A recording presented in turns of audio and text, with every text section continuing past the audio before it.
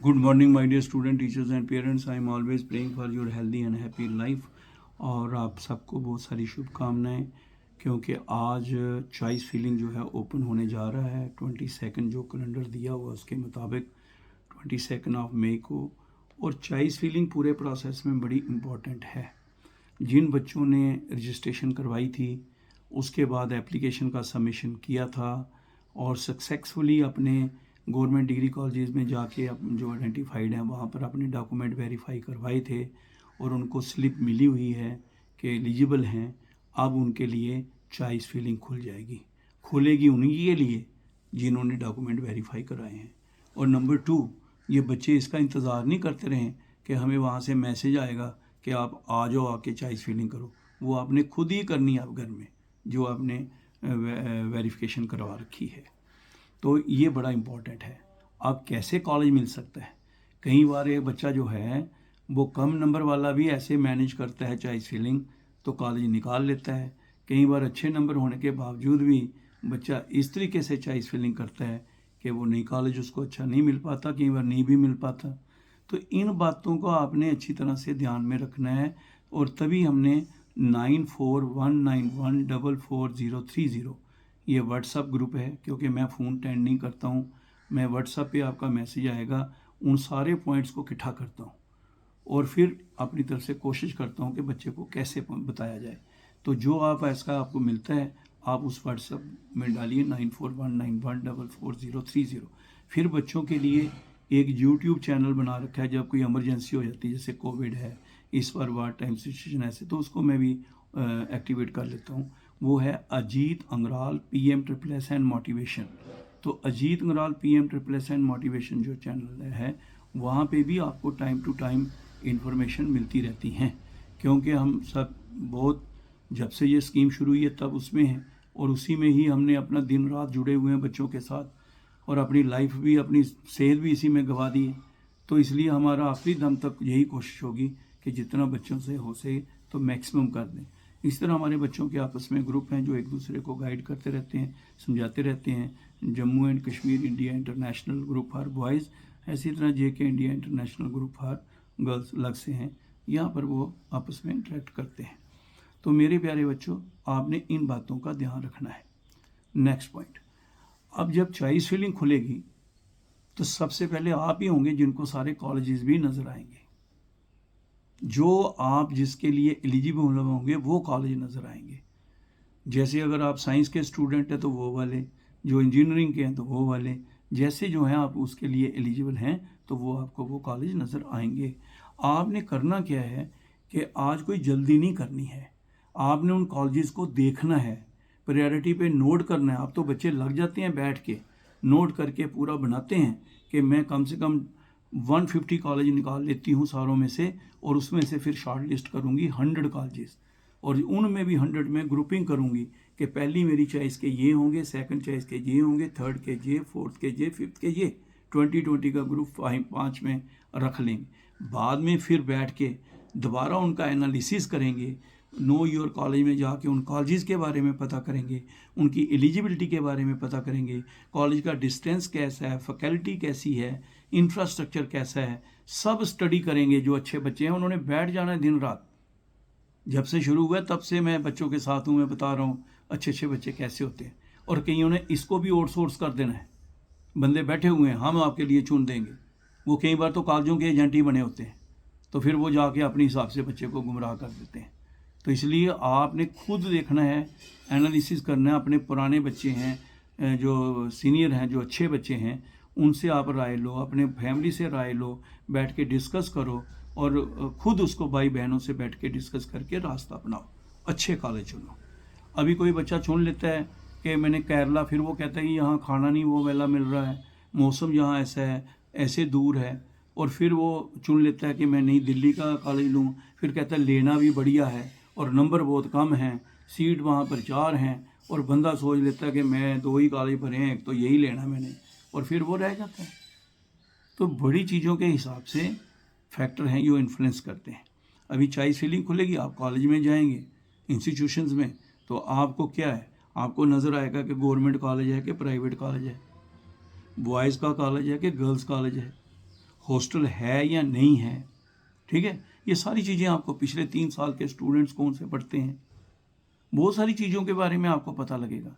फिर आपको वो भी दिया कि अगर आज आपने सुन लिया भाई मैं ये कॉलेज नंबर 5 पे रखा हुआ है, कल आपका दिल करता है कि नहीं इसको मैं 1 पे ले जाऊं और जो मैंने 2 पे रखा है उसको 9 पे ले आऊं, तो आप इनकी री अरेंज करते हैं, रीऑर्गेनाइज करते हैं, वो भी ऑप्शन आपके पास है। एडिशन का आपका है, प्रेफरेंस चेंज का है, वो आपके पास है। तो जल्दी किस बात की, पहले आज स्टडी करो, फिर उनके हिसाब से पूरा आगे पीछे प्लस माइनस करके जो ऑप्शन मिले हुए हैं सारा कुछ आपको, फिर आप वो 100 सेलेक्ट करें और फिर ऊपर वाले ने चाहा तो नंबरों के हिसाब से, अब जैसे मैं बताता रहता हूँ कि बेस्ट कॉलेज है, अब कोई बच्चा बोलता है नहीं जी मैंने लेना ही Shri Ram College of Commerce है, Lady Shri Ram College of Commerce है, मिरांडा हाउस में जाना है, हिंदू कॉलेज में जाना है, हंसराज कॉलेज में जाना है, खालसा कॉलेज में जाना है, वो अपना बनाता रहता है कि मैं DU में जाऊंगा। भाई जिस कॉलेज के पुराने क्या कट ऑफ भी देखो उनके, ऐसे किसी से पूछने की ज़रूरत नहीं है, उनके इंस्टीट्यूशंस के अपने भी होते हैं। फिर एलिजिबिलिटी देखना बड़ी ज़रूरी है। कहीं आप नर्सिंग का भी चुनोगे तो नर्सिंग में एक कॉलेज में 8 से ज़्यादा बच्चे दाखिल नहीं करते। अब डेंटल का देखोगे तो 5 से ज़्यादा बच्चे नहीं एक कॉलेज में लेते हैं। तो कोई अगर कोई सपोज करो आप एजेंट वगैरह 8-10 ले जाएगा और वहाँ पर 5 को ही स्कॉलरशिप मिलेगा, बाकी 5 खज्जल हो जाएंगे। मैं पहले आपको आगाह कर रहा हूँ। इस तरह से एक कॉलेज होता है, जैसे आपने कॉलेज चुन लिया, उन्होंने बच्चा हमने से भी इधर से अलॉट कर दिया, मुबारकें भी हो गई, उधर कॉलेज वालों ने भी दाखिल कर दिया सब कुछ, लेकिन जब आप यूनिवर्सिटी में आपके डॉक्यूमेंट उन्होंने भेजे तो उन्होंने कहा जी इसकी एज जो है वो 15 साल है, 16 साल है, हमारे में 17 साल से कम हम दाखिल नहीं करते। तो 3-3, 4-4 महीने के बाद भी बच्चे खज्जल हो गए। इसलिए उन चीज़ों को पहले ही आज देख लो, अच्छी तरह से उसको स्टडी कर लो कि क्या एलिजिबिलिटी। ये जो 17 साल ये सबके लिए नहीं है, एक तो बच्चे पैनकी हो जाते हैं, अब किसी ने वैसे भी है तो वो अच्छा जी 17 है क्या है। ये मैं कुछ यूनिवर्सिटीज़ की अपनी एलिजिबिलिटी है उनकी बात कर रहा हूँ, कहीं में नहीं भी है। तो ये सारी चीज़ें क्या हैं क्या नहीं है, इनको पहले देख के रखना। पुराने फ्रेंड्स हैं उनसे पता करो, पुराने लोगों से पता करो, इंस्टीट्यूशंस का नो योर कॉलेज में जाके पता करो। आजकल तो लोग गूगल से सारी इधर बैठ के कॉलेज कहाँ का देख लेते हैं, क्या क्या इनके पास है क्या नहीं है, उनके रिजल्ट कैसे हैं, उनकी प्लेसमेंट कैसी है, ये सारी चीज़ें बच्चे देख लेते हैं। तो मेरे बच्चे इन बातों को आप अच्छी तरह से ध्यान में रखना जब भी आप कॉलेज को सिलेक्ट करोगे। नंबर 4 ये है कि आज आप जो करेंगे तो जब फाइनल करेंगे तो अपना पासवर्ड किसी को मत देना, क्योंकि कई बार बहुत सारी, मैंने आपको बताया है ना कि एक फ्रेंड है रियल फ्रेंड, उसने अपनी ही फ्रेंड का लास्ट दिन जब सवेरे लिस्ट निकलनी थी सिलेक्शन, तो वही करनी जो बच्चे ने ऑर्डर में प्रेफरेंस भरी है, उसने उसको डिलीट मार दिया और जब सेलेक्ट करने लगे तो वहाँ पर वो बच्चे का है ही नहीं, तो नाम ही नहीं है भरे हुए, तो वही लिख देते हैं हमने कि बच्चे ने चॉइस नहीं दी, लेकिन बच्चे ने दी है। तो 97% होने के बावजूद भी फिर बच्चा रह जाता है। तो ये किसी को देना नहीं। बहुत सारे बच्चों का कई बार 1500 स्टूडेंट का एक ही ईमेल आईडी और पासवर्ड निकला, क्योंकि वो एजेंटों को दे देते हैं, तू ही भर लेना, आउटसोर्स कर देते हैं, वो अपना ही भर देते हैं। इसलिए फ़ोन नंबर आपका अपना हो, ईमेल आईडी आपकी अपनी हो। कल को आप किसी का भर दोगे और मैसेज उसको जाते रहेंगे और आप कहेंगे मुझे मैसेज ही नहीं आया, और इसी बहाने आपका चांस निकल जाएगा। तो इन बातों को भी आपने ध्यान में रखना है जब होगा। बेहतरीन कॉलेज जो NAAC एक्रीडेटेड हैं, है ना, बेस्ट कॉलेज NIRF में 100 के नेशनल इंस्टीट्यूशनल रैंकिंग फ्रेमवर्क में टॉप के 100 कॉलेज हैं, है ना। इस तरह इंजीनियरिंग के NVA उनका हुआ है। तो वो जो चीज़ें हैं वो वाले कॉलेज होते हैं, अच्छी तरह से सिलेक्ट करना अपने नंबरों की तरह। और आज के दिन आपने फोकस करना है कॉलेजेस को देखना, शॉर्ट लिस्ट करना और उनका एनालिसिस करना और उनके बारे में मैक्सिमम जानकारी करनी। कंप्यूटर का ज़माना है, कल सवेरे उठ के क्लिक क्लिक करके सब कर देंगे आप, लेकिन जो जल्दी करेंगे, और ऐसा कोई नहीं है फर्स्ट कम फर्स्ट इन वाला, वो तो आपका जब होना है तो एक साथ ही होना है। तो इसलिए उसको ध्यान से रखना। एलिजिबिलिटी बड़ी ज़रूरी है, क्योंकि अगर आप दिल्ली यूनिवर्सिटी में या सेंट्रल यूनिवर्सिटीज़ में कर रहे हैं तो वो CUT देखेंगे।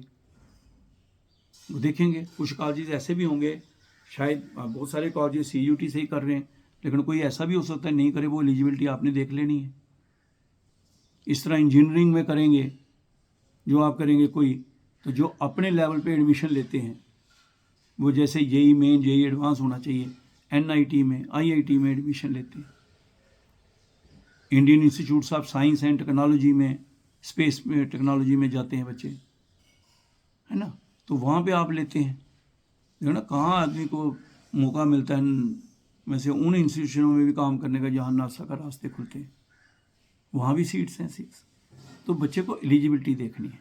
इसी तरह से अगर उसने आर्किटेक्चर बच्चे ने करना है तो उसने नाटा का जो है वो देखना है। अगर वो लॉ के लिए जा रहा है, BA-LLB के लिए, उसने देखना है कि मेरा क्लैट जो है वो होना चाहिए, तभी नेशनल लॉ यूनिवर्सिटीज़ में मैं एडमिशन ले सकता हूँ। तो ये सारी एलिजिबिलिटी बनी हुई हैं, उनकी जो यूनिवर्सिटी जो है उसका जो भी प्रोसेस है उससे गुजरना है आपको। इन बातों का आपने ध्यान रखना है। एक और इम्पॉर्टेंट बात, बहुत सारे बच्चों के अब कल से फ़ोन आना शुरू हो जाने हैं, आज से ही आ जाने हैं कि सर मैंने मेडिकल का भरा था, आपने कहा था BDS MBBS में भी आप सीट निकाल सकते हैं, यहाँ तो कोई मेडिकल कॉलेज लिस्ट में नज़र ही नहीं आ रहा है। तो जिन बच्चों ने MBBS BDS MBUS MA BMS इनमें जिन्होंने एडमिशन लेनी है, तो याद रखना, या बच्चों ने इवन IIT और NIT से जाना है, ठीक है, इन बच्चों को कॉलेज नज़र नहीं आएंगे। मेडिकल वालों को तो कॉलेज नज़र आएंगे नहीं, क्योंकि उसमें सिर्फ आपको AICTE से स्कॉलरशिप मिलता है, एडमिशन आपने खुद लेनी होती है। तो वो कैसे लेनी है, आपने रजिस्ट्रेशन सब ने करानी है, चाहे NIT में जाना है, IIT में जाना है, इंडियन स्पेस रिसर्च ऑर्गेनाइजेशन में जाना है, किस में भी जाना है, तो रजिस्ट्रेशन आपने करानी है, डॉक्यूमेंट वेरीफाई कराने हैं, और उसके बाद आपने क्लिक करना है, अपना रजिस्ट्रेशन नंबर जो भी आपका है वो आपने देना है कि मैंने इसमें जाना है। फिर उसके बाद आपका रुक जाना है।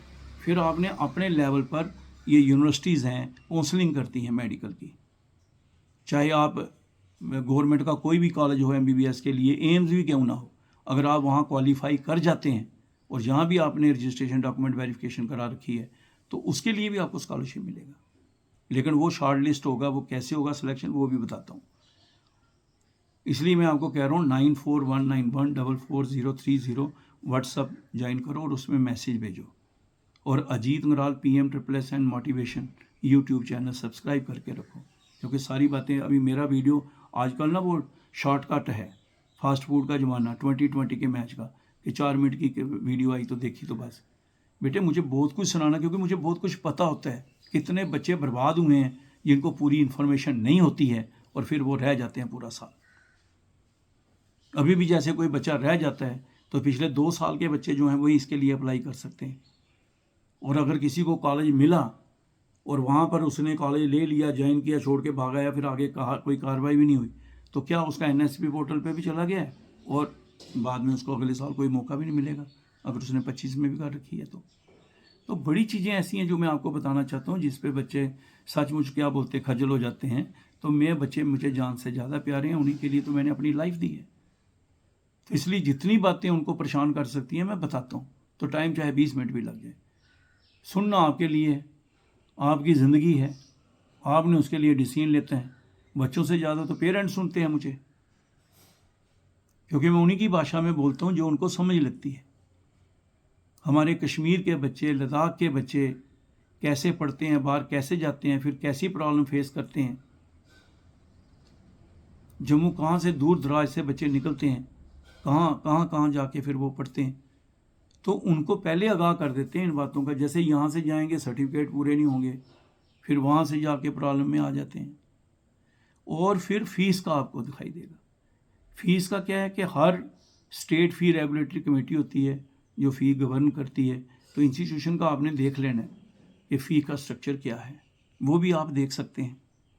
जैसे आपको पता है जनरल कोर्सेज़ के लिए AICTE से मैक्सिमम 30,000 मिलता है, और ये जो प्रोफेशनल कोर्सेज़ हैं उनके लिए मैक्सिमम 1,25,000 पर एनम मिलता है, और मेडिकल के लिए 3 लाख रुपीज़ पर एनम मिलता है जो फीस का है। और ये सारा इंस्टीट्यूशन के खाते में जाता है, AICTE से पैसा आता है, ये ministry of education government of India का। उनके खाते में डायरेक्ट जाता है। इनके अलावा बच्चे को 1 लाख रुपया पर एनम मिलता है। अगर 4 साल का कोर्स है 4 लाख मिलेगा, 3 साल का है 3 लाख मिलेगा। 1 लाख रुपया वो मिलना उसको पर एनम, और वो मिलना जिसको मेंटेनेंस बोलते हैं, जिससे बच्चा हॉस्टल लेता है, हॉस्टल का मेस का किराया देता है, किताबें लेता है, स्टेशनरी लेता है, आने जाने का किराया देता है, बिजली का बिल, पानी का बिल, ये जो देता है वहाँ पे, ये सारे उसी में आ जाते हैं। तो इसको 1 लाख रुपया बच्चे को मिलना है। तो ये बच्चे को भी पता होना चाहिए पहले ये है। अब जो अच्छे बच्चे हैं वो इस लाख रुपए में भी कुछ बचा लेते हैं, और जो दूसरे हैं ये लाख रुपया भी खा जाते हैं और भी घर से 1 लाख मंगवा लेते हैं। तो ये बच्चे पर डिपेंड करता है कि वो किस लाइफ में।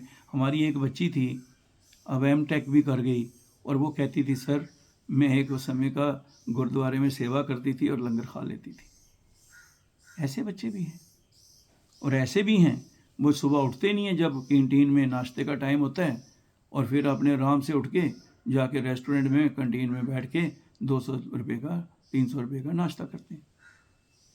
तो ऐसे बच्चे भी हैं जो अफोर्ड कर सकते हैं, और उनको कई बार फिर 8-8 6-6 महीने स्कॉलरशिप नहीं मिलता तो भी उनका चल जाता है। लेकिन वो बच्चे जो सिर्फ इसी पर गए हैं कि यहीं से पैसे मिलेंगे तो मैंने पढ़ना है, और जब फिर वो स्कॉलरशिप कभी नहीं मिलता है तो बच्चे बहुत परेशान भी होते हैं, बहुत परेशान होते हैं। अभी भी बच्चों का कईयों का बहुत महीनों से स्कॉलरशिप नहीं मिल रहा है, रुका हुआ है। और बच्चे और उनके पेरेंट्स ऐसे दर्दनाक कहानियाँ मुझे सुनाते रहते हैं, अपना दिल भी दुखी, आ गई सेहत ख़राब और हो जाती है मेरी।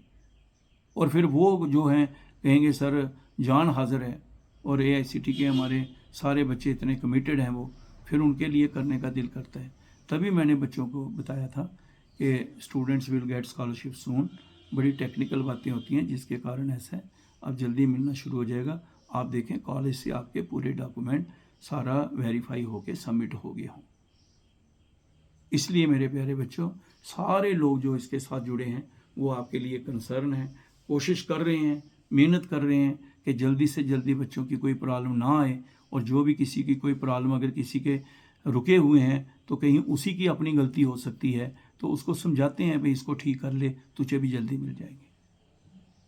तो इन बातों का मेरा सबसे आपको बताने का मतलब ये है कि मेरे प्यारे बच्चों, मैंने जो इतना टाइम लिया है इसको ध्यान से बैठ के सुनना, अच्छी तरह से सुनना, और चॉइस फिलिंग करने से पहले इन बातों का ध्यान रखना।